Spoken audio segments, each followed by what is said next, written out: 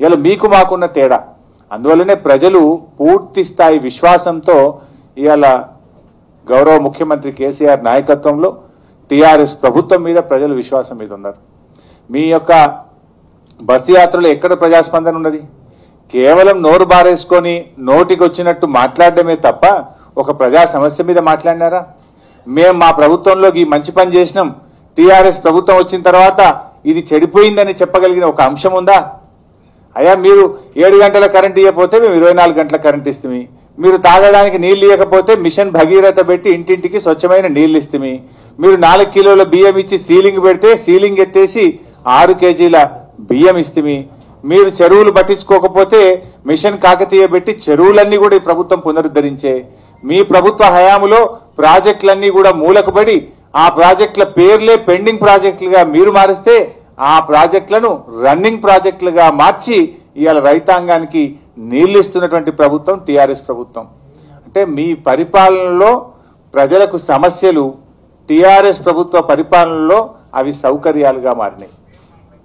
ఎందుకంటే మీరు కాంగ్రెస్ ప్రభుత్వ హయాంలో చూస్తే కరెంట్ అనేది ఒక సమస్య, ఇవాళ టీఆర్ఎస్ ప్రభుత్వ హయాంలో కరెంట్ అనేది ఒక సౌకర్యంగా మారింది. అదేవిధంగా కాంగ్రెస్ ప్రభుత్వ హయాంలో మంచినీరు అనేటువంటిది ఒక ఫ్లోరైడ్ సమస్య, ఒక తాగునీటి ఎద్దడి అనేది ప్రతి వేసవి కాలంలో ఉండేది.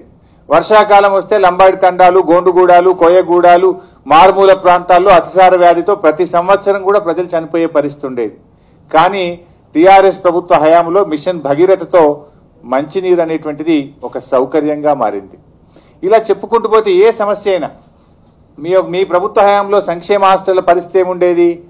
దొడ్డు బియ్యం, పురుగులన్నం, ఇది మీ ప్రభుత్వ హయాంలో ఉండేది. ఎప్పుడన్నా మీరు కలలో కూడా ఊహించిందా? ఇవాళ టీఆర్ఎస్ ప్రభుత్వం వచ్చిన తర్వాత సన్న బియ్యం, పాత బియ్యంతో, ప్రతిరోజు కోడిగుడ్డుతో, వారానికి 2 రోజులు చికెన్తోని ఇవాళ సంక్షేమ హాస్టళ్లలో కడుపు నిండా అన్నం పెడుతున్న ప్రభుత్వం టీఆర్ఎస్ ప్రభుత్వం. మీరు ఎప్పుడన్నా సంక్షేమ హాస్టళ్లలో క్వాలిటీ ఎడ్యుకేషన్ ఇవ్వాలని ఆలోచించిండ్రా?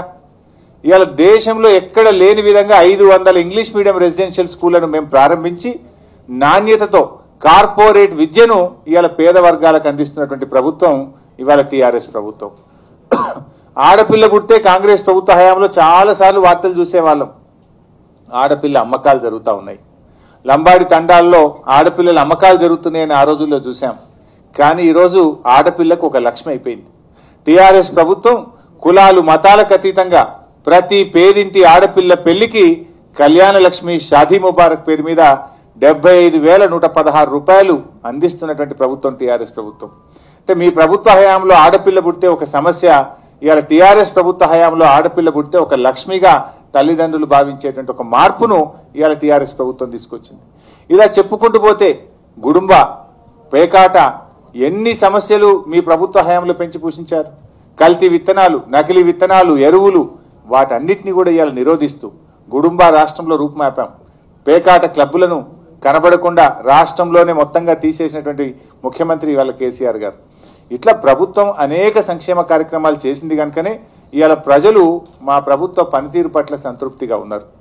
ఏంటండి వీడియో నచ్చిందా? అయితే ఓ లైక్ వేసుకోండి, లేదంటే ఓ కామెంట్ చేయండి. ఎప్పటికప్పుడు మా వీడియోస్ చూడాలంటే సబ్స్క్రైబ్ చేసుకోండి.